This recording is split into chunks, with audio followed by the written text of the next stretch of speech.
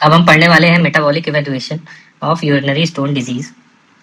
तो अगर हम बात करें कि जो किडनी स्टोन बीमारी होती है उसमें ज़्यादातर जो पेशेंट होते हैं उसमें कोई ना कोई मेटाबॉलिक डिसऑर्डर होता है। ये एक तरीके से हम बोलते हैं प्योरली सर्जिकल डिजीज नहीं होता है, इसमें एसोसिएटेड मेटाबॉलिक कॉम्प्लिकेशन होता है। और अगर हमने ऐसा प्रिवेंशन नहीं किया, मेटाबॉलिक डिसऑर्डर को प्रिवेंट नहीं किया, तो 5 साल में जो रहता है 50% जो स्टोन होते हैं वो दोबारा हो जाते हैं। और जो ज़्यादातर स्टोन होता है मोस्ट कॉमनली अगर बात करें तो कैल्शियम ऑक्सलेट से बनता है, जिसका इंसिडेंस ऑलमोस्ट 70% होता है। और अगर हम कैल्शियम फॉस्फेट की बात करें तो 15% रहता है, यूरिक एसिड 10% रहता है, और अदर स्टोन जो रहता है जिसमें सिस्टीन और ड्रग इंड्यूस सब रहता है 5% के आसपास रहता है। और जो ज़्यादातर स्टोन बनते हैं वो सुपर सैचुरेशन की वजह से बनते हैं। फिर अगर हम बात करें तो हमें जो रहता है क्यों कराना रहता है मेटाबॉलिक इवैल्यूएशन, क्योंकि हमें जो रिस्क फैक्टर है तो उसको हम चेंज कर सके, मॉडिफाई कर सके, और जिस हिसाब का मेटाबॉलिज्म प्रॉब्लम है उस हिसाब से उस बीमारी को टारगेट कर सके। तो किस में कराना चाहिए मेटाबॉलिक इवैल्यूएशन? अगर कोई ऐसा पेशेंट है जिसमें बार बार स्टोन बन रहा है, रिकरेंट स्टोन बन रहा है, तो उसमें हमें ये मैंडेटरी होता है कि हम जो है मेटाबॉलिक इवैल्यूएशन कराएं।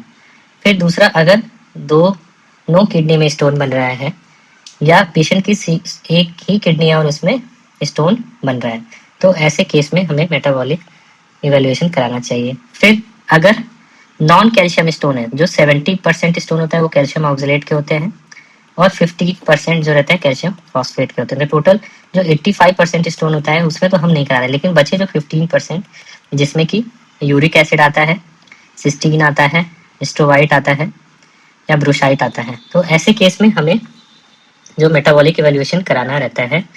फिर अगर हम बात करें अगर स्टैग हॉर्न कैल है तो उसमें हमें मेटाबॉलिक इवैल्यूएशन कराना रहता है। कोई बच्चा है, छोटा बच्चा है, उसमें अगर स्टोन बन रहा है तो हमें जो है स्टोन कराना चाहिए। फिर नेफ्रोकैल्सिनोसिस है, नेफ्रोकैल्सिनोसिस के केस में भी हमें कराना चाहिए। स्ट्रॉन्ग फैमिली हिस्ट्री है, खानदानी बीमारी है तो कराना चाहिए।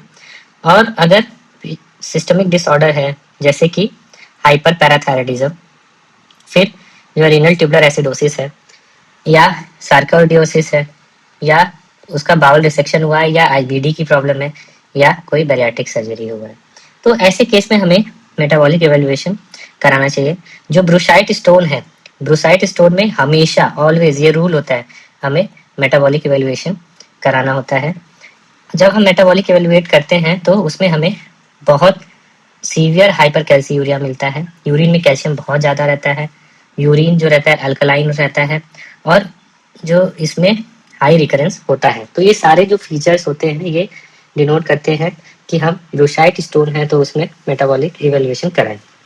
तो मेटाबॉलिक इवैल्यूएशन किस में कराएं तो हमने देख लिया। अब क्यों कराएं, किस लिए कराएं, क्या फ़ायदा होगा?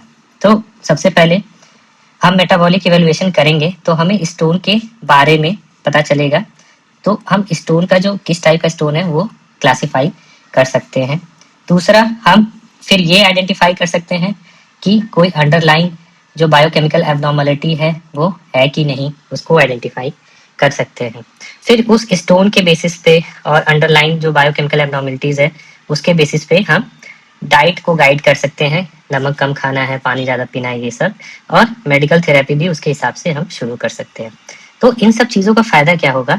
इन सब चीज़ों का फ़ायदा हमारा जो है रिकरेंस कम हो जाएगा, स्टोन जो बार बार हो रहा था हम उसको प्रिवेंट कर सकेंगे, और उससे क्या होगा कि जो सर्जरी कराने के बार बार पेशेंट आ रहा था वो कम हो जाएगा, तो रिड्यूस सर्जिकल एपिसोड हो जाएगा।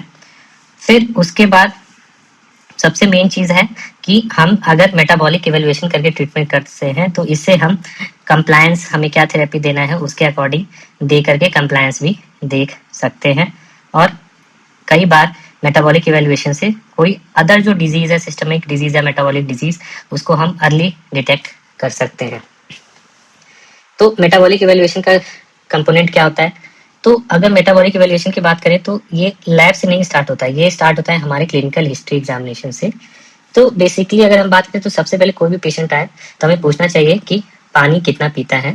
फ्लूइड इनटेक बहुत ही ज़्यादा इंपॉर्टेंट रहता है, फ्लूइड इनटेक पैटर्न, क्योंकि अगर वो 2.5 लीटर से अगर कम पिएगा तो ऐसे में स्टोन की चांसेस बहुत ज़्यादा रहते हैं।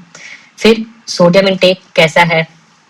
सोडियम यूजुअली जो रहता है 100 मिली इक्विवेलेंट पर डे से कम होना चाहिए। अगर किसी का सोडियम इंटेक ज़्यादा होगा, ज़्यादा नमक खाएगा, तो ऐसे में स्टोन बनता है। फिर अगर हम बात करें तो प्रोटीन इंटेक कैसा है? अगर प्रोटीन बहुत ज़्यादा एनिमल प्रोटीन लेगा तो इससे होगा क्या कि यूरिक एसिड ज़्यादा बॉडी में बनेगा और पेशेंट को यूरिक स्टोन होगा। दूसरा, सिट्रेट की भी कमी आ जाती है ज़्यादा एनिमल प्रोटीन लेने से। तो सिट्रेट क्या करता है? स्टोन के फॉर्मेशन को कम करता है, तो ये चीज़ होगा। फिर oxalate rich food. Oxalate rich food क्या होते हैं? जैसे कुछ फूड होते हैं जैसे कि पालक, पालक हो गया। फिर उसके बाद अगर हम बात करें चॉकलेट हो गया, तो ये सब ऐसे चीज़ होती है जिसमें ऑक्सलेट का कंटेंट ज़्यादा होता है, तो इनको लेने से स्टोन का रिस्क बढ़ता है। अगर फैमिली हिस्ट्री है तो वो भी पूछेंगे कि घर में किसी और को स्टोन की प्रॉब्लम है या कि नहीं। और फिर ड्रग के बारे में पूछेंगे, क्योंकि बहुत सारे जो स्टोन होते हैं वो ड्रग इंड्यूस रहते हैं। अगर पेशेंट डायूरेटिक्स ले रहा होगा, लूप डायूरेटिक्स, तो ऐसे में हाइपर कैल्सियूरिया होने के चांसेस बहुत ज़्यादा रहते हैं और स्टोन बनता है। एसिटाजोलामाइड जो रहता है, एसिटाजोलामाइड जो रहता है वो यूरिन को अल्कलाइन बना देता है, जिसकी वजह से कैल्शियम फॉस्फेट का स्टोन बनता है। और अगर हम बात करें विटामिन डी, विटामिन डी अगर हम ज़्यादा लेंगे तो उससे यूरिन में ज़्यादा कैल्शियम आएगा और फिर फाइनली उससे होगा क्या? स्टोन बनता है। तो विटामिन डी भी ज़्यादा नहीं लेना चाहिए।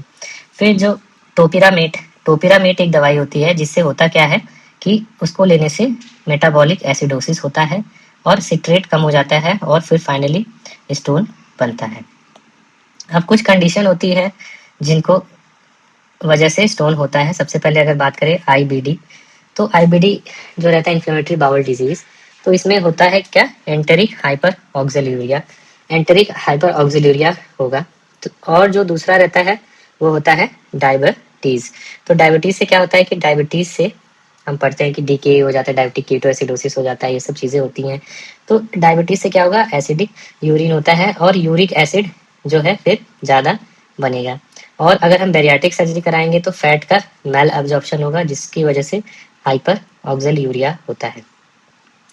तो अगर हम बात करें तो यूजुअली होता क्या है, जब भी हम ऑक्सलेट लेते हैं डाइट में, तो ऑक्सलेट रिच फूड लेते हैं तो यूजुअली होता है ऑक्सलेट को दो तरीके से बॉडी से बाहर निकलता है। पहला, अगर ये एब्जॉर्ब हो गया, ऑक्सलेट अगर एब्जॉर्ब हुआ तो यूरिन के रास्ते बाहर निकलता है।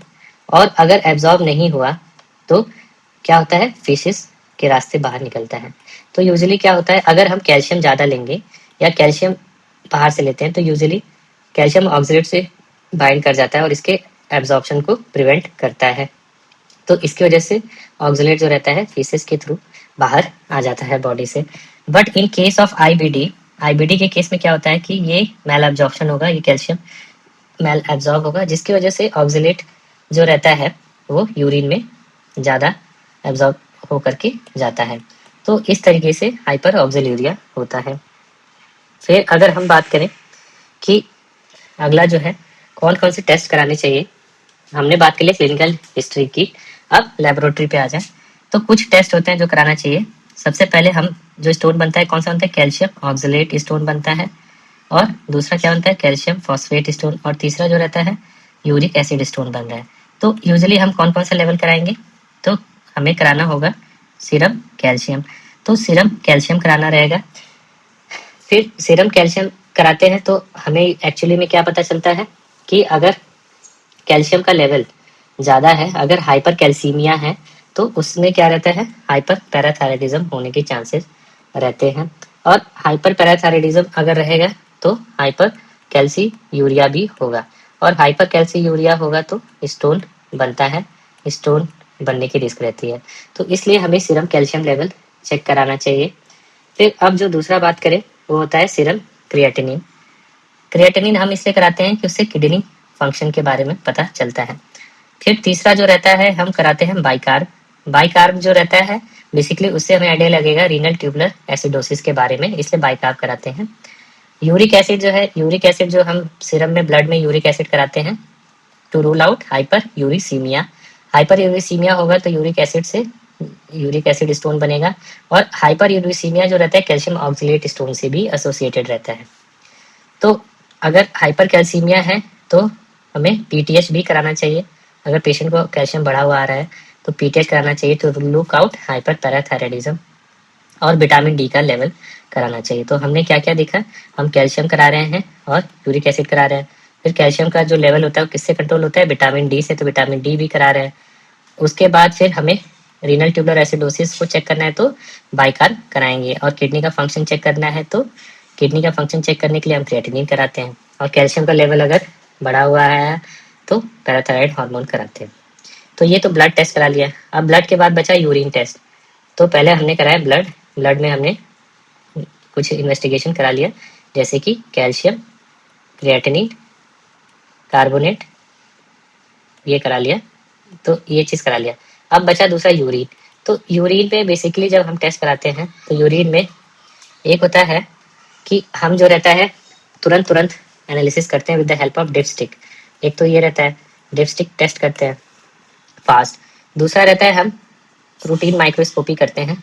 उसमें जो रहता है रूटीन माइक्रोस्कोपी में माइक्रोस्कोप के अंदर हम लोग देखते हैं यूरिन को।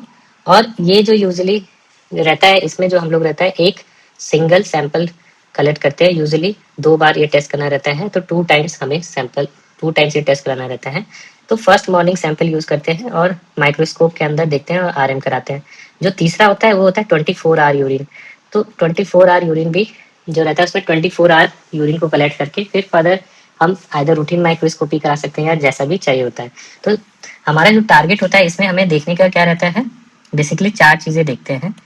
एक होता है सेल्स, आरबीसी है, डब्ल्यूबीसी है, ये सब देख सकते हैं। फिर उसके बाद कास्ट कि इसमें कोई डब्ल्यूबीसी कास्ट है, आरबीसी कास्ट है, किसी तरीके का कास्ट तो नहीं मिल रहा है।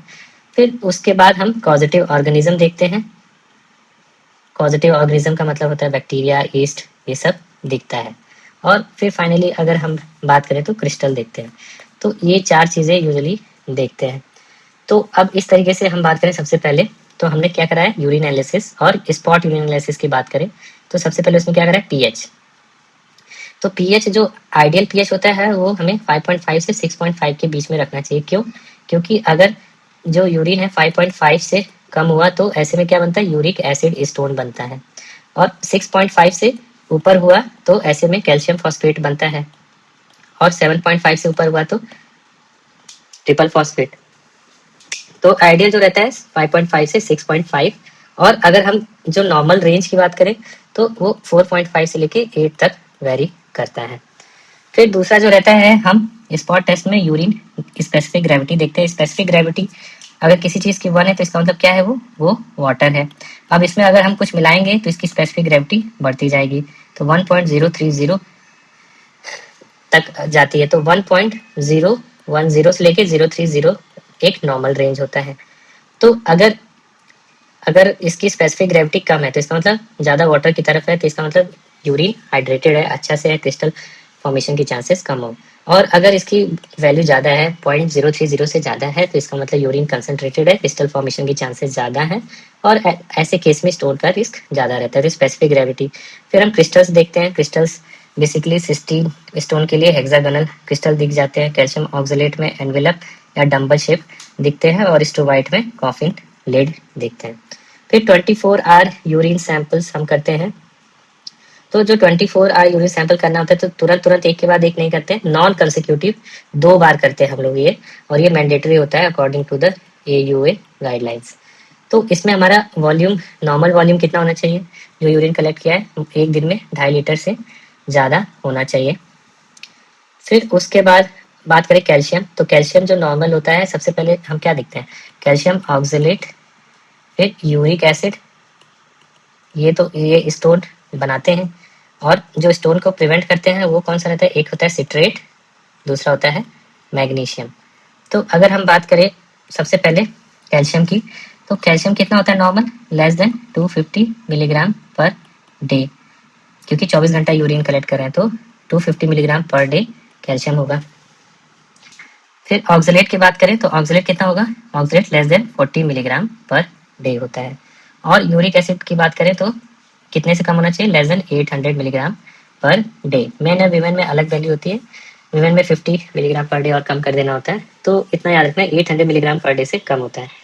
फिर तो ये तो रहा जो चीज़ें कम होनी चाहिए ताकि स्टोन न बनाए, कैल्शियम ऑक्सलेट और यूरिक एसिड।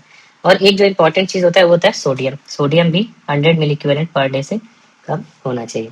अगर ज़्यादा होगा तो ऐसे में स्टोन बनता है कैल्शियम ऑक्सलेट। अब ज़्यादा क्या होना चाहिए? सिट्रेट।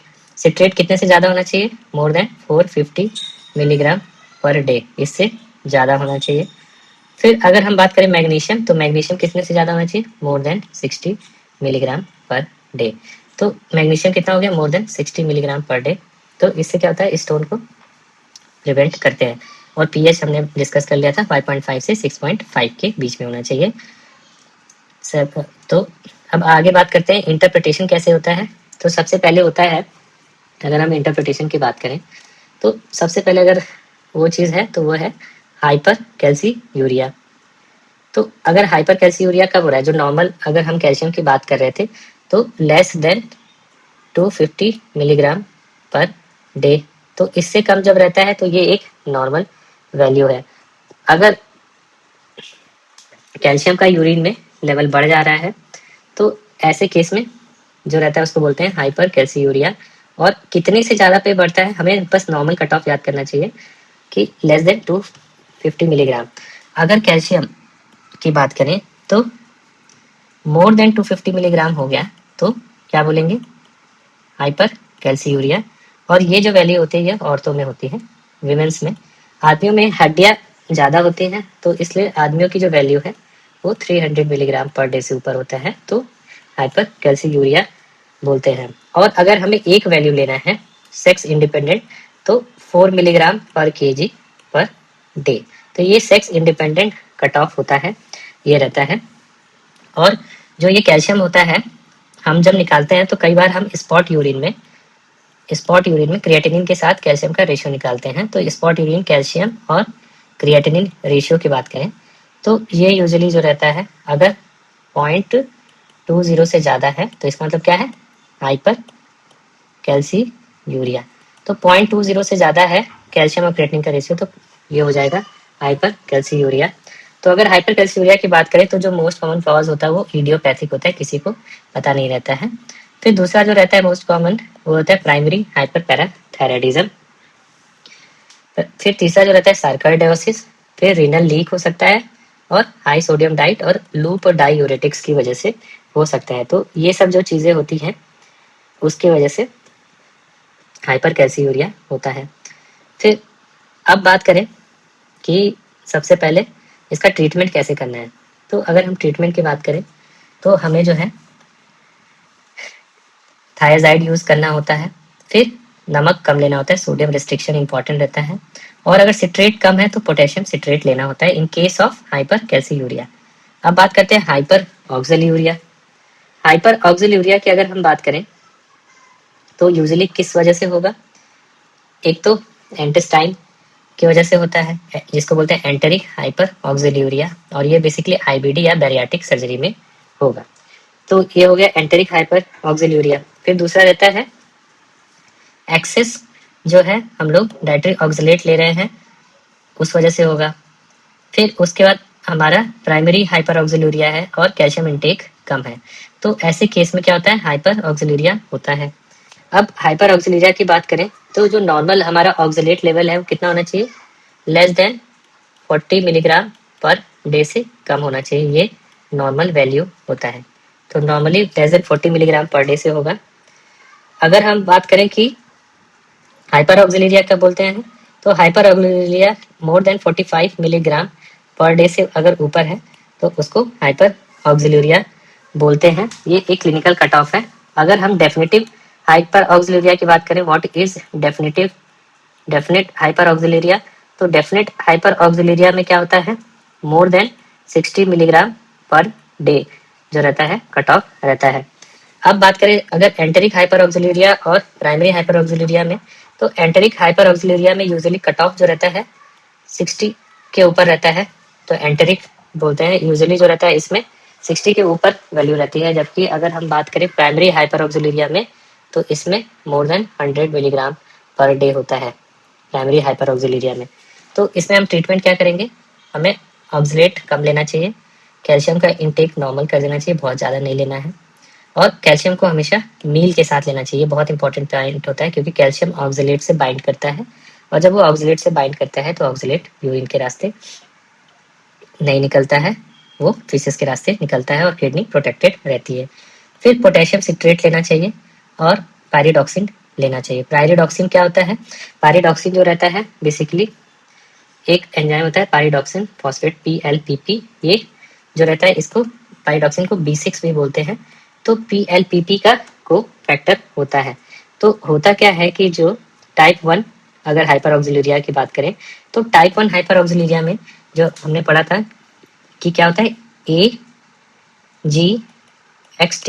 AGXT जीन की म्यूटेशन हो जाता है। तो इसकी वजह से होता क्या है कि एक एंजाइम होता है जिसको बोलते हैं अलानिन ग्लाइऑक्सिलेट अमीनो ट्रांसफरेज जिसको बोलते हैं AGT। तो अब होगा क्या कि प्राइमरी ऑक्सिलूरिया टाइप 1 में जो रहता है इसमें बेसिकली कोफैक्टर की कमी हो जाती है इस AGXT जीन की वजह से। तो AGT का जो कोफैक्टर रहता है वो क्या रहता है, B6। तो ये डेफिशिएंसी हो जाती है। अब ये डेफिशिएंसी हो जाती है तो ये अच्छे से काम नहीं करता है। AGT को रिक्वायर होता है पायरिडॉक्सिल फॉस्फेट का, और पायरिडॉक्सिल फॉस्फेट क्या है, B6 का एक्टिव फॉर्म। तो अब जब AGXT जीन का म्यूटेशन होगा, AGT ढंग से काम नहीं करेगा, तो ऐसे केस में जो रहता है ऑक्सलेट लेवल बढ़ जाता है। तो इस केस में हम लोग जो रहता है हाई डोज, अगर पेशेंट को हाई डोज विटामिन B6 या पायरिडॉक्सिन देंगे तो 50% चांस है कि पेशेंट में इम्प्रूवमेंट दिखने को मिल जाए।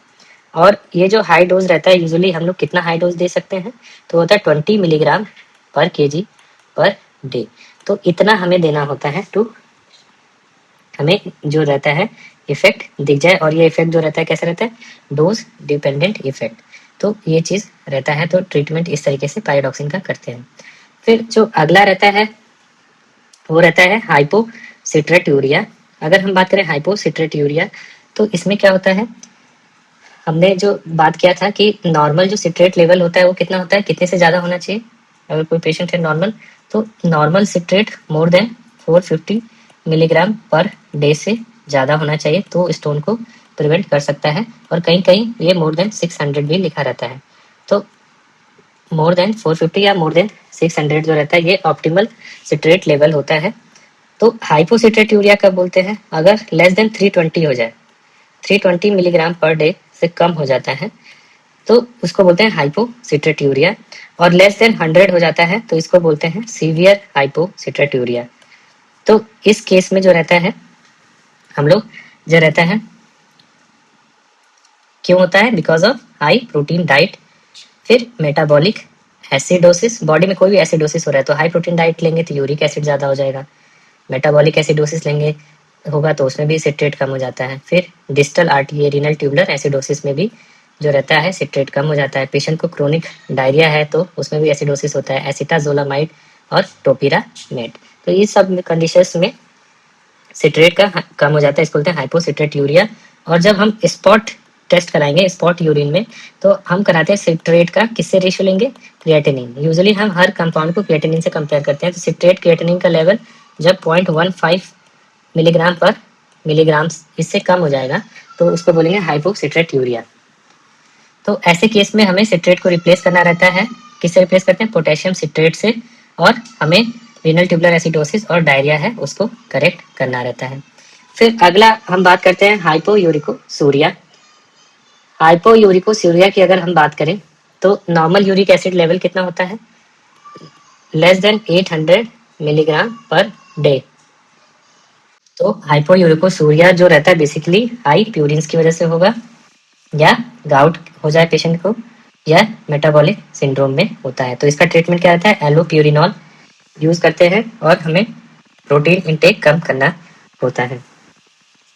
तो अब अगर हम बात करें हाइपोयूरिकोसूरिया कब होता है, तो हाइपोयूरिकोसूरिया अगर बात करें तो more than 800 milligram per day से ज़्यादा अगर यूरिक एसिड है तो हाइपोयूरिकोसूरिया बोलते हैं। और ये यूजुअली मैन में लेते हैं, अगर वीमेन में लेते हैं तो 750 से ऊपर ही मानते हैं। और सिंगल कट ऑफ लेना है तो जैसा बात किया था 4 मिलीग्राम पर केजी पर डे, ये चीज़ होता है। तो हमने ऊपर भी 4 मिलीग्राम पर केजी पर डे वाला देखा था, वो यूजुअली जो रहता है हाइपर कैल्सीयूरिया के लिए लेते हैं। इसमें भी 4 मिलीग्राम पर केजी पर डे रहता है। तो अगर हम बात करें हाइपर कैल्सीयूरिया में, एक चीज़ जो था, एक और इम्पॉर्टेंट चीज़ होता है, वो रहता है हाइपर कैल्सीमिया। अगर हाइपर कैल्सीमिया की बात करें तो अगर सीरम कैल्शियम जो है अगर 10.2 मिलीग्राम से ज़्यादा है, 10.2 मिलीग्राम पर डेसीलीटर से ज़्यादा है, तो इसको हाइपर कैल्सीमिया बोलते हैं। और ये जो रहता है, अगर हम बात करें आयनाइज्ड कैल्शियम का, तो आयनाइज्ड कैल्शियम के केस में जो रहता है 1.32 मिलीमोल पर लीटर से ज़्यादा रहता है, तो इसको बोलते हैं हाइपर कैल्सीमिया। तो हाइपर कैल्सीमिया के बारे में क्यों बताएं? क्योंकि अगर किसी पेशेंट को हाइपर कैल्सीमिया है तो ऐसे केस में हमें जो रहता है पीटीएच लेवल चेक करना रहता है to rule out primary hyperparathyroidism. तो अब बात करते हैं अगला, यूरिन पीएच। तो यूरिन पीएच में दो वैल्यूज रहती हैं। अगर 5.5 से कम है तो ऐसे में एसिडिक रहता है यूरिन और यूरिक एसिड स्टोन बनेगा, और दूसरा सिस्टीन स्टोन बनता है। सिस्टीन स्टोन जो रहता है क्या होता है, अगर पीएच 7.5 से ऊपर होता है तो डिजॉल्व हो जाता है। तो ट्रीटमेंट क्या होगा इसमें, हम पोटेशियम सिट्रेट यूज करेंगे, अल्कलाइजर यूज करेंगे। और पीएच जो रहता है, अगर यूरिक एसिड है तो 6.5 से 7.5 के बीच में रखते हैं, जबकि अगर सिस्टीन है तो उसमें हमें 7.5 से ऊपर रखना होता है। फिर अगर हम बात करें यूरिन का पीएच बढ़ा हुआ है, तो ऐसे केस में अगर 6.5 से ऊपर रहता है तो कैल्शियम फॉस्फेट स्टोन होता है, और 7.5 से ऊपर होता है तो स्ट्रोवाइट स्टोन होता है। और दूसरा जो रहता है आरटीए, जो रीनल ट्यूबुलर एसिडोसिस है, उसमें भी स्टोन बनता है। और यूजुअली जो आरटीए स्टोन से एसोसिएटेड होता है, एस स्टोन से कौन सा आरटीए एसोसिएटेड होता है, 1, तो 1 वाला स्टोन से एसोसिएटेड रहता है। तो हम कैसे ट्रीट करेंगे हाई यूरिन पीएच को? सबसे पहले तो हम इन्फेक्शन को ट्रीट करना जरूरी होता है। दूसरा, अगर कैल्शियम फॉस्फेट स्टोन है तो हम थायजाइड यूज करते हैं। और तीसरा सबसे मोस्ट इंपॉर्टेंट कि हमें कोई भी अल्कलाइजर नहीं यूज करना होता है, क्योंकि यूरिन ऑलरेडी अल्कलाइज्ड है। अब बात करते हैं कि किस स्टोन से कौन सी बीमारी एसोसिएटेड होती है। सबसे पहले कैल्शियम ऑक्सलेट के बारे में देख लेते हैं। तो कैल्शियम ऑक्सलेट जो रहेगा, पहला तो कैल्शियम बढ़ा रहेगा तो उसको बोलेंगे हाइपर कैल्सीयूरिया। फिर दूसरा ऑक्सलेट बढ़ा रहेगा तो उससे बोलेंगे हाइपर ऑक्सैल्यूरिया, और सिट्रेट कम रहेगा। फिर अगर हम कैल्शियम फॉस्फेट की बात करें, जिसमें दो होते हैं, हाइड्रोक्सी एपेटाइट और ब्रूसाइट, तो इसमें पहला कैल्शियम बढ़ा रहेगा तो हाइपर कैल्सीयूरिया, और दूसरा जो रहता है रीनल ट्यूबुलर एसिडोसिस टाइप 1, उसमें जो रहता है कैल्शियम फॉस्फेट स्टोन होता है। यूरिक एसिड की बात करें तो यूरिन जो रहेगा एसिडिक यूरिन रहेगा, plus metabolic syndrome, basically diabetes, तो डायबिटीज में यूरिक एसिड स्टोन होता है। फिर हम सिस्टीन की बात करें तो सिस्टीन जो रहता है एसोसिएटेड रहता है सिस्टीन यूरिया से, और सिस्टीन यूरिया क्या होता है, ऑटोसोमल रिसेसिव डिजीज है। बेसिकली इसमें जो एसएलसी जो रहता है उसमें डिफेक्टिव म्यूटेशन हो जाता है। फिर अब बात करें स्ट्रोवाइट स्टोन का, तो स्ट्रोवाइट स्टोन जो रहता है यूरेज पॉजिटिव बैक्टीरिया से अगर इन्फेक्शन होता है, मेनली प्रोटियस और क्लब शिएला, तो प्रोटियस क्लब शिएला से अगर होगा तो स्ट्रोवाइट स्टोन होगा। और अगर हम बात करें 2,8 DHA, तो ये APRT डेफिशिएंसी की वजह से होता है, और ज़ैंथीन जो रहता है ज़ैंथीन ऑक्सीडेज डेफिशिएंसी की वजह से होता है। तो इसको हम एक बार फिर देख लेते हैं। सबसे पहले ज़ैंथीन ऑक्सीडेज, तो अगर हम बात करें तो होता क्या है कि एडिनोसिन जो मोनोफॉस्फेट होता है वो किससे बनता है, एडिनोसिन से। और एडिनोसिन से दूसरा चीज क्या बनता है, एडिनाइन। तो एडिनोसिन से दो चीजें बन सकती है, एडिनोसिन मोनोफॉस्फेट और एडिनाइन।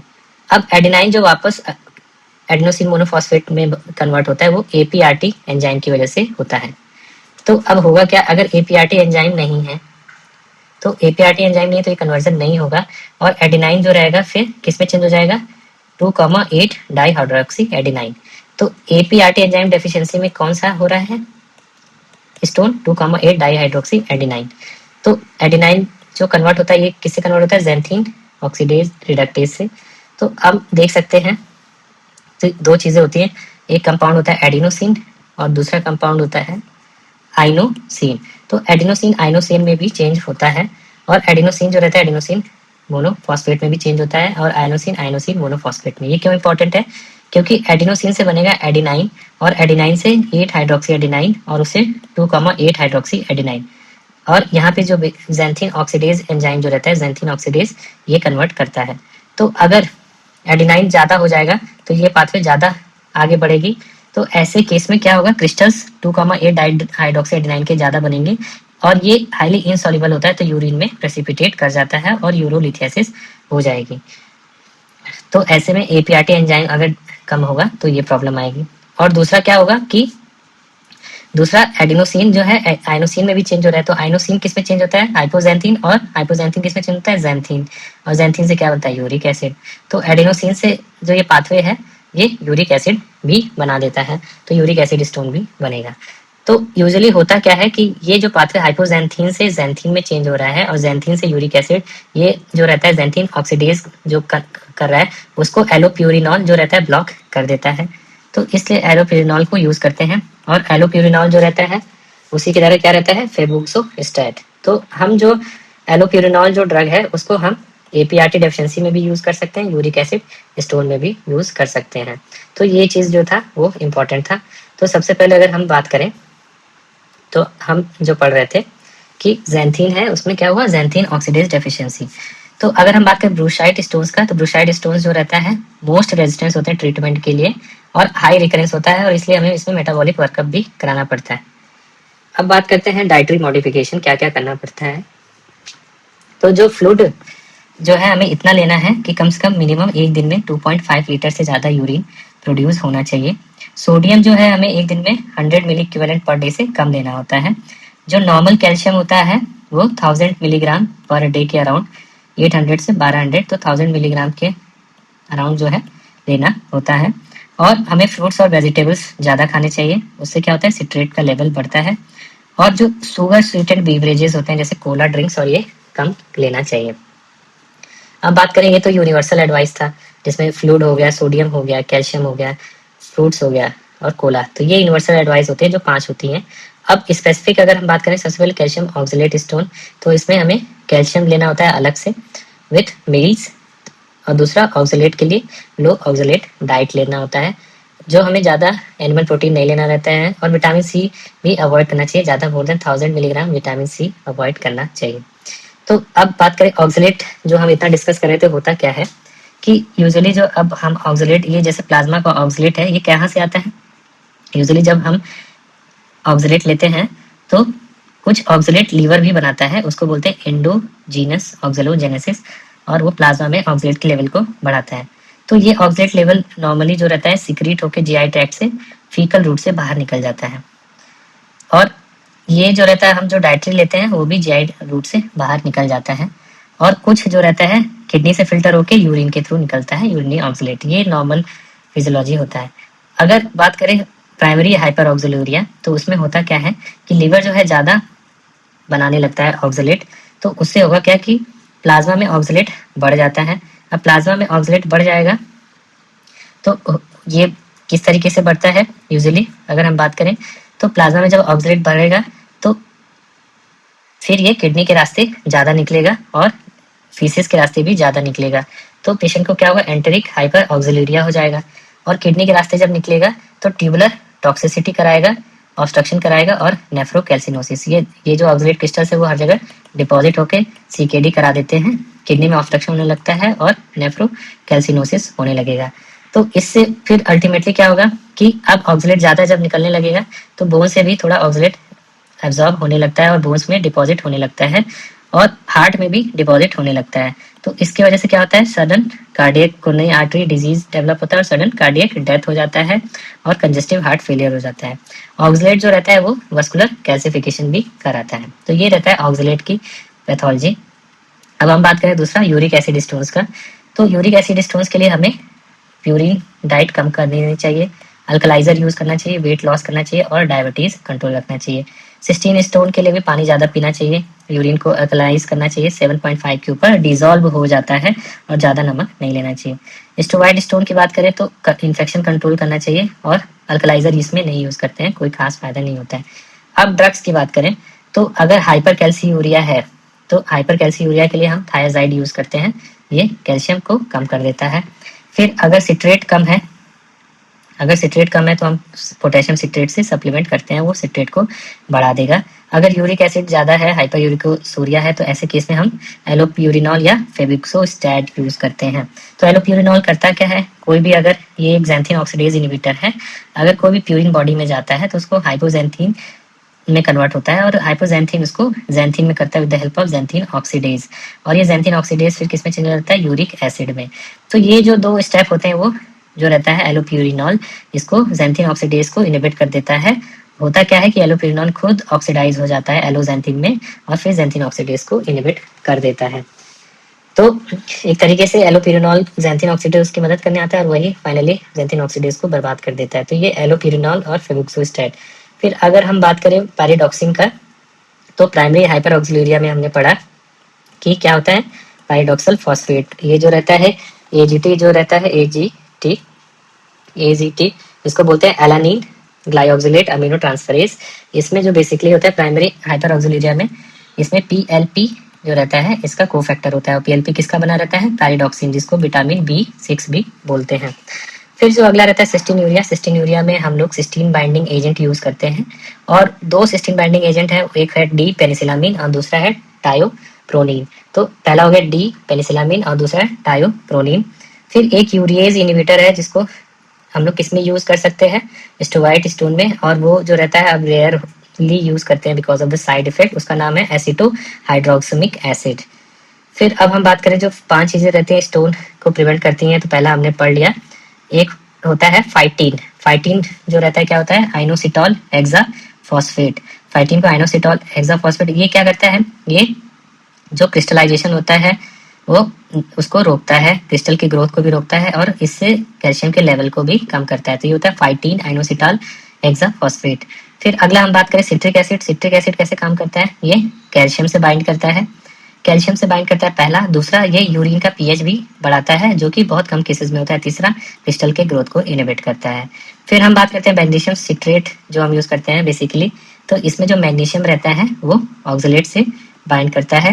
दूसरा सिट्रेट जो रहता है वो कैल्शियम से बाइंड करता है। फिर फाइनली क्या होता है, क्रिस्टलाइजेशन इनिबिट हो जाता है और यूरिन में सिट्रेट पड़ जाता है, उससे भी इनहिबिट होता है। फिर अगला बात करें विटामिन B6, वो उसको बोलते हैं पैरिडॉक्सिन। ये एक एंजाइम कोफैक्टर होता है जिसकी वजह से ऑक्सलेट का फॉर्मेशन कम हो जाता है। फिर जो केले का स्टेम होता है, जिसको केला को क्या बोलते हैं, मूसा पैराडेसिका, तो ये भी स्टोन को गलाता है, डिजॉल्व स्टोन और क्रिस्टल फॉर्मेशन से रोकता है और ऑक्सलेट का एक्सक्रीशन बढ़ाता है। ये बेसिकली एक डायबिटिक की तरह काम करता है। आप बात करते हैं स्पेशल पॉपुलेशन जिसमें मेटाबॉलिक एवेल्यूएशन के लिए हम लोग करते हैं, तो सबसे पहले बच्चों की बात कर लें तो उसमें जो मोस्ट कॉमन डिफेक्ट होता है वो होता है हाइपर कैल्सीयूरिया। हाइपर कैल्सीयूरिया बच्चों में मोस्ट कॉमन होता है, इडियोपैथिक। फिर और क्या हो सकता है, स्टोन कैल्शियम ऑक्सलेट से बनता है तो हाइपर ऑक्सिलूरिया हो सकता है, सिट्रेट कम हो जाता है, हाइपोसिट्रेटूरिया, सिस्टीन बढ़ेगा, सिस्टीनूरिया और डिस्टल आर्टरी। तो ये सब स्टोन के कॉजेज होते हैं। तो बच्चों के केस में हमें हमेशा मेटाबॉलिक कॉज मानकर चलना चाहिए जब तक कि रूल आउट ना हो जाए। फिर अगर हम बात करें प्राइमरी हाइपर ऑक्सिलूरिया में, तो कौन सी जीन की डेफिशिएंसी हो रही थी, AGXT, और स्टोन जो बनना था कैल्शियम ऑक्सलेट। सिस्टीन्यूरिया में जो जीन था वो SLC जीन जो था 3A1 और 7A9 फैमिली का, और सिस्टीन स्टोन बना रहा था। डेंट डिजीज की बात करें तो डेंट डिजीज में CLCN5, तो CLCN5 जो था उसकी वजह से कौन सा स्टोन बन रहा था, कैल्शियम ऑक्सलेट और नेफ्रोकैल्सिनोसिस भी हो रहा था। फिर APRT डेफिशिएंसी हमने पढ़ा, उसकी वजह से 2,8 डाइऑक्सी जो DHA स्टोन है वो बन रहा है। फिर ज़ैंथिन्यूरिया जो था वो ज़ैंथिन स्टोन जो हमने डिस्कस किया वो XDH की डेफिशिएंसी की वजह से हो रहा है।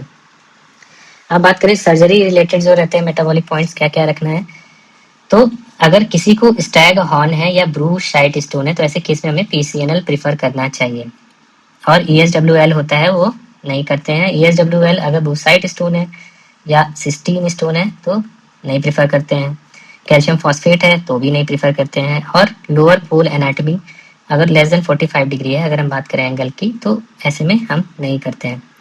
फिर अब बात करें ट्यूबलेस PCNL, तो ट्यूबलेस PCNL जो रहता है, अगर किसी को मेटाबॉलिक एबनॉर्मलिटीज है तो ऐसे केस में हमें अवॉइड करना चाहिए क्योंकि स्टोन जो रहता है उसमें चांसेस रहते हैं।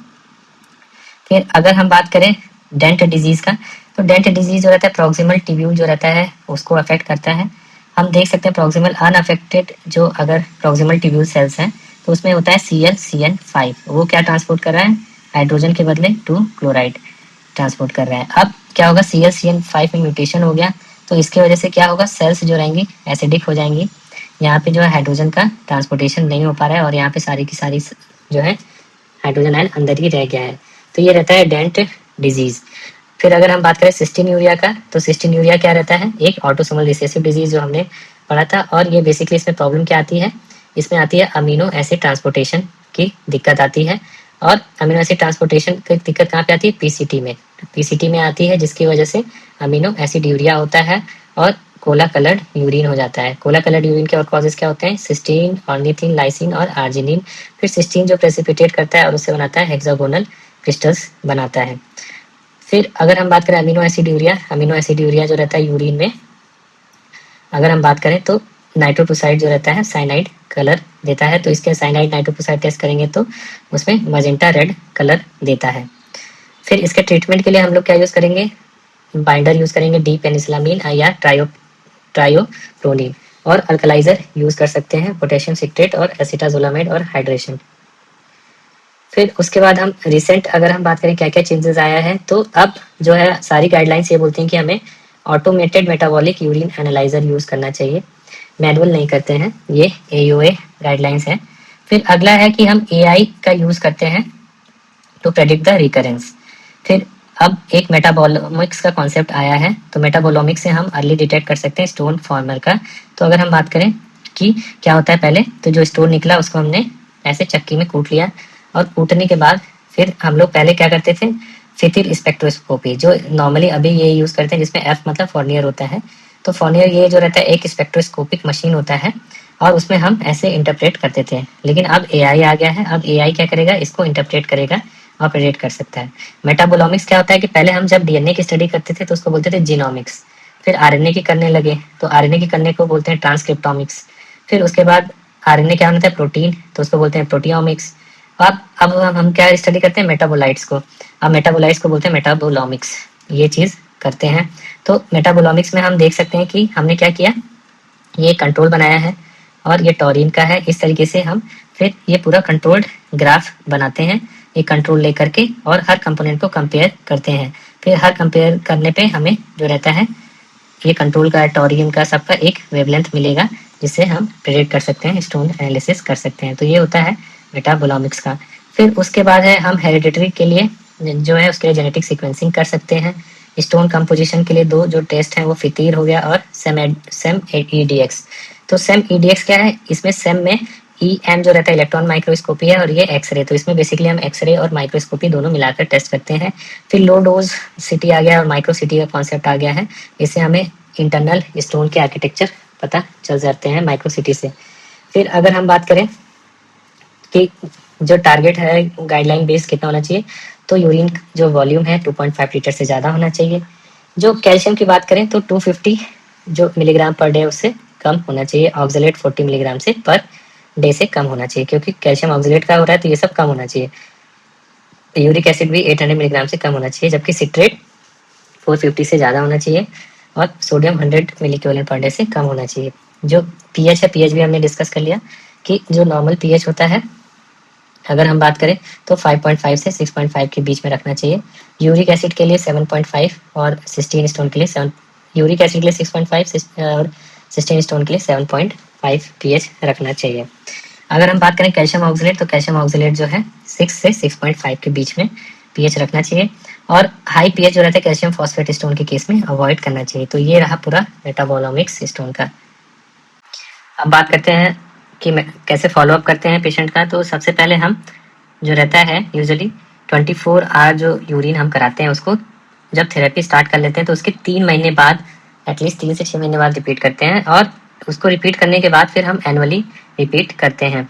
और इमेजिंग के केस में हम लोग अल्ट्रासाउंड यूज़ करते हैं या लो डोज CT यूज़ कर सकते हैं अगर अल्ट्रासाउंड में नहीं दिख रहा है तो। हमें जो है सीरम पोटेशियम लेवल मॉनिटर करते रहना चाहिए और बाइकार्बोनेट अगर पेशेंट को हम पोटेशियम सिट्रेट दे रहे हैं तो। यूरिक एसिड अगर स्टोन फॉर्मर्स है तो हमें मेटाबॉलिक सिंड्रोम जो एसोसिएटेड बीमारीज हैं जैसे ग्लूकोज लिपिड, तो उसको चेक करते रहना चाहिए। अगर हम बात करें ब्रूसाइट स्टोन की, तो ये जो रहता है ब्रूसाइट स्टोन जो रहता है इसका रिकरेंस काफ़ी ज़्यादा होता है, ये एक मेटाबॉलिक कैटास्ट्रॉफी है। और यूरिक एसिड को अगर हम बात करें तो यूरिक एसिड स्टोन्स को हम प्रिवेंट कर सकते हैं विथ पीएच करेक्शन अलोन।